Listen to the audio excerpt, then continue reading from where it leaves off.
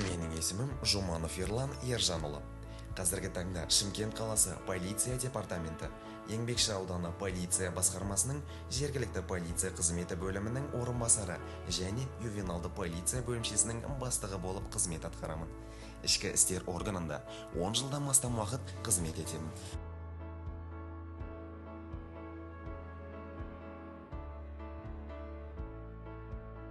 Осы уақыт аралығында жас ұрпақты тәрбиелеу жолына қызмет етіп, сондай-ақ қоғамдық тәртіпті қамтамасыз ету арқылы азаматтардың тыныштығын сақтап, заңдылық пен құқық тәртібін қорғауда қызмет атқарып келемін. Қызмет атқару барысында оқушылармен тіл табысу үшін біз тек полиция ғана емес, психолог қызметінде атқарамыз. Жасөспірімдердің арасында құқық бұзушылықты болдырмау мақсатында және де балалардың қауіпсіздігі үшін профилактикалық түсініктеме жұмыстарын жүргізіп отырамын.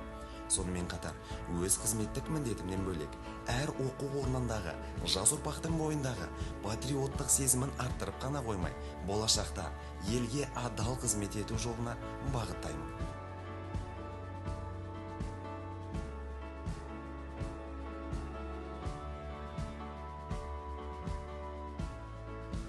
Сондай-ақ жеке өмірім жайлы айта кетсем, жұмыс уақытынан бөлек отбасыма көңіл бөліп, өзіме ұнайтын хоббиіммен уақыт өткіземін.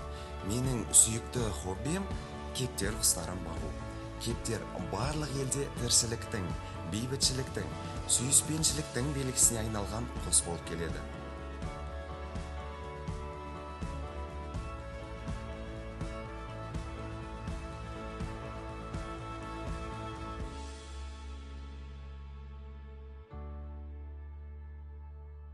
Сол секілді, еліміздің бейбітшілік пен сүйіспеншілікте көркеюіне үлес қосу жолына қызмет етемін.